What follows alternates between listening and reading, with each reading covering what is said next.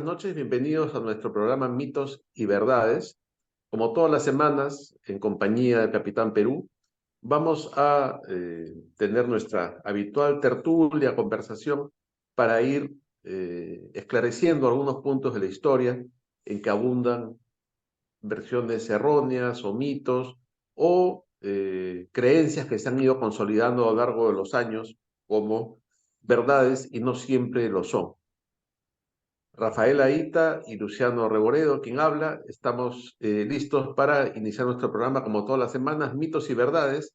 Hoy, según anunciamos la semana pasada, sobre la batalla de Junín, que acabamos de cumplir 200 años de este momento histórico del Perú. Rafael, ¿cómo estás? Buenas noches. Así es, buenas noches Luciano, y aprovechamos esta semana que se ha cumplido el bicentenario de la batalla de Junín, una batalla tan importante porque fue la primera victoria que tendría Bolívar en suelo peruano.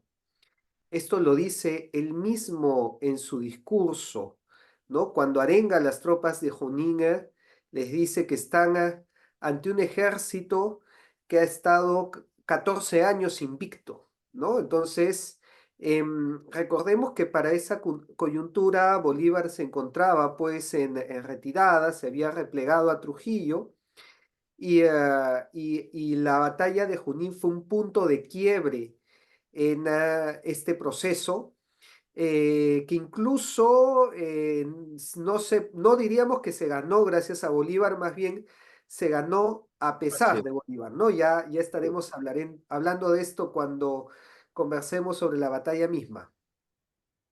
Así es como tú mencionas, un punto de quiebre frente al hasta entonces invencible ejército español que defendía a la corona, ¿no? Y la versión de la historia que generalmente se cuenta menciona esta batalla como precisamente un triunfo bolivariano, ¿no? Pero ahí está el primer tema que yo creo que podríamos abordar, Rafael, y es hasta qué punto la estrategia, el plan o el desarrollo del conflicto por Bolívar y sus tropas de la Gran Colombia, principalmente, determinan este triunfo. Yo creo que es un buen punto para iniciar la conversación.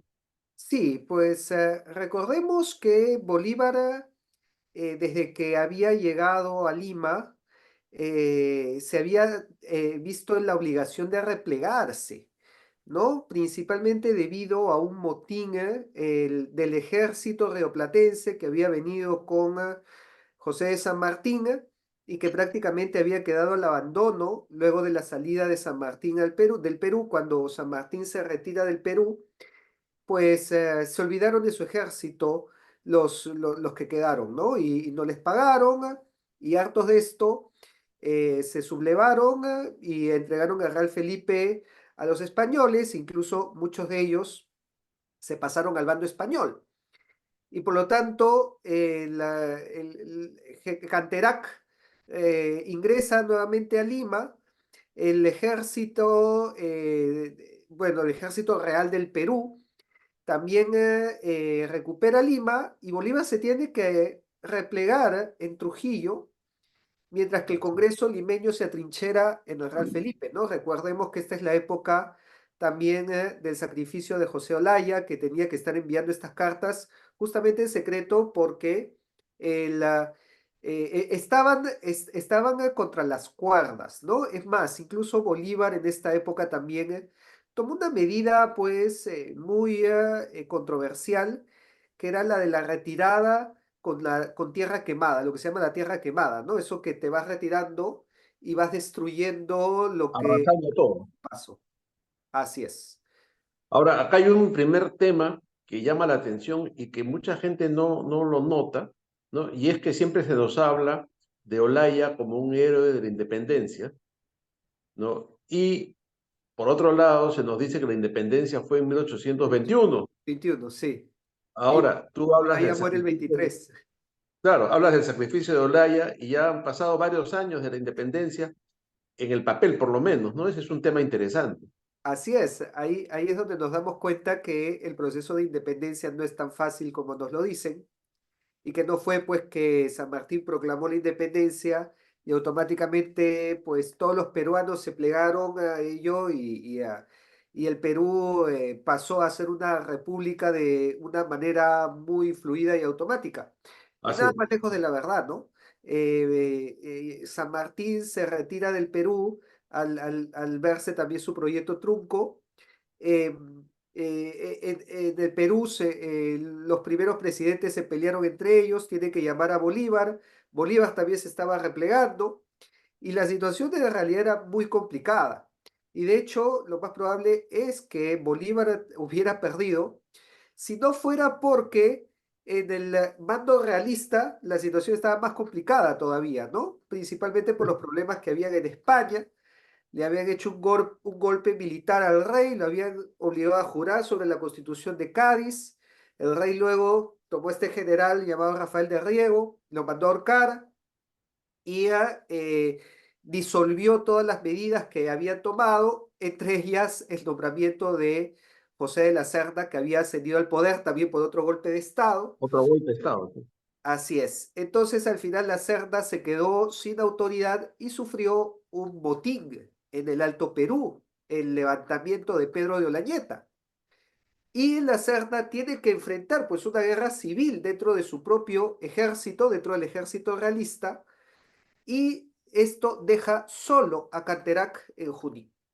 Y por lo tanto, Bolívar aprovecha para atacar a Canterac en una guerra que fue o en una batalla que fue la última batalla de la historia universal, donde no se disparó ni una sola bala.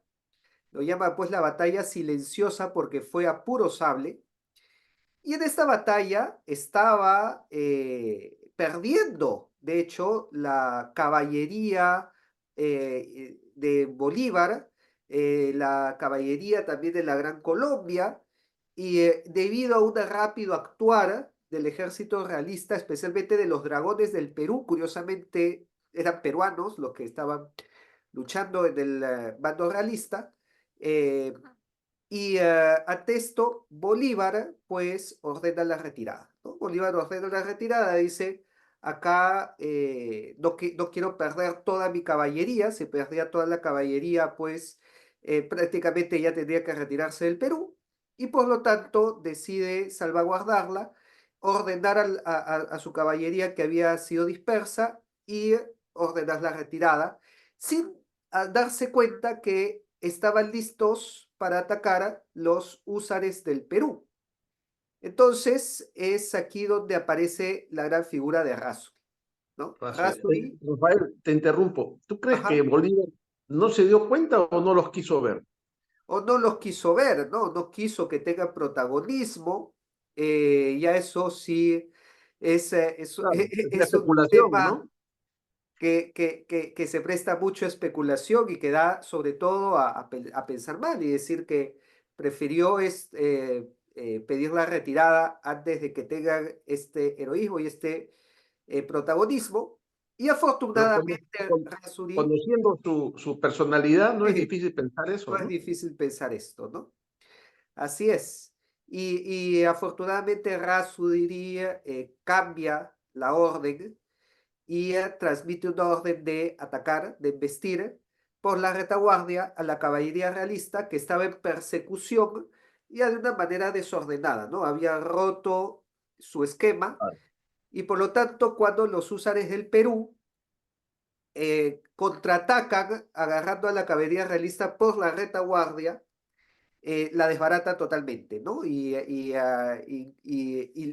queda deshecha al punto pues que logran una victoria que ni siquiera el mismo Bolívar pensaba y se sorprendió cuando le informaron.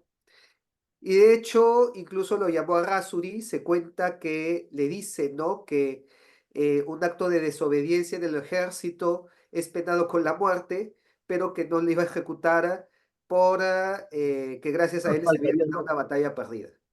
Claro, claro. Mira, ese es un tema muy interesante. Y otra cosa que yo creo que es bueno desatar, porque todo está un poco ahí enredado, es cuál es el origen de estos soldados que venían con Rasuri, estos húsares del Perú, de dónde proceden, cómo se forma esta tropa, cuál es su razón de ser. Sí, estos húsares del Perú, que posteriormente en la batalla comenzaron a llamarse De húsares de Junín, Junín, ¿no? Que es el nombre con el que lo conocemos hasta hoy. hasta Y veces. que además fueron nombrados pues héroes de guerra y en su bandera llevan la inscripción de Libertador del Perú, gracias a sus acciones. Sabemos pues, poco se sabe de que además de que su origen era peruano, tampoco no se nos cuenta acerca de su final y tal vez porque no nos conviene y es que luego de eh, triunfar heroicamente en Junín, de hecho revertir el curso de la batalla en Junín, y al mismo tiempo participar heroicamente en Ayacucho, terminan hartos también de Bolívar, como estaba todo el Perú, Ah, sí. ¿no? Y estos húsares de Junín se rebelan contra Bolívar. Dos de los cuatro escuadrones de los húsares de Junín se rebelan contra Bolívar, que era ya estamos hablando de 1825, 1826, prácticamente era dictador del Perú, y pasan al bando realista. Y imagínate, los héroes de la independencia, ¿no? Los húsares de Junín se terminan totalmente desencantados de lo que estaba haciendo Bolívar en el Perú y regresan al bando realista, se sublevan en armas y se unen a otros rebeldes iquichanos, ¿no? De Ayacucho, de Iquicha, que estaban bajo las órdenes de un natural autóctono llamado Antonio Huachaca, que había sido Tremendo general del personaje, ¿no? ejército realista. ¿Sí? Tremendo personaje que no es recordado ni reconocido en la historia.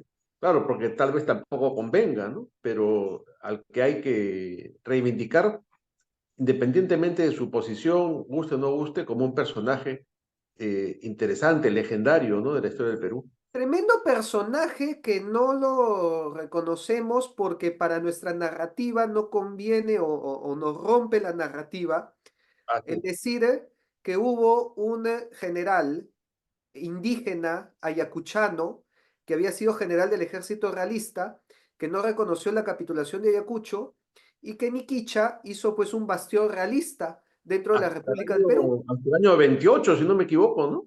hasta el año 28 y que prácticamente lo mantuvo, o sea, claro, hasta la guerra con la Gran Colombia y que prácticamente lo mantuvo hasta la Confederación Perú-Boliviana, o sea, estamos hablando por el 36. Pero es una barbaridad, ¿no? Es increíble. Es increíble, así es, ¿no? Prácticamente esto ha sido borrado de la historia porque, lógicamente, se tiene que mostrar de que los indígenas no eran realistas y no podían pelear a favor del rey de España y los que pelearon a favor del rey de España lo hicieron obligados. Y que te digan, pues, que un general ayacuchano hizo esto incluso después de Ayacucho y después de que salieron todos los españoles del Perú nos rompe toda la narrativa. Y si nos dicen todavía que a él se les unieron los húsares de Junín, que eran héroes Pues ya es de la demasiado. patria, entonces acá Claro. sí se arma pues la hecatombe, pero son estos detalles los que nos hacen ver que la historia no es como nos la cuentan. Claro, no existe pues esa dicotomía de buenos y malos, blanco y negro, invariable, sino que como todo hecho humano tiene matices y tiene aspectos que evidentemente no convienen a esa narrativa de A contra B invariable y entonces hay que esconder a ciertos personajes que rompen esa hegemonía, ¿no? Creo que ha estado muy bueno el programa de hoy con este tema que también hay que desmitificar un poco para llegar a la verdad, que es lo más importante. Lamentablemente, Rafael, se nos terminó el tiempo y será entonces hasta la próxima semana. Así es, hasta la próxima semana y qué bueno que aprovechemos estas fiestas para recordar estos personajes que son poco conocidos en nuestra historia. Así es. Listo. Nos vemos entonces. Gracias. Gracias, nos vemos.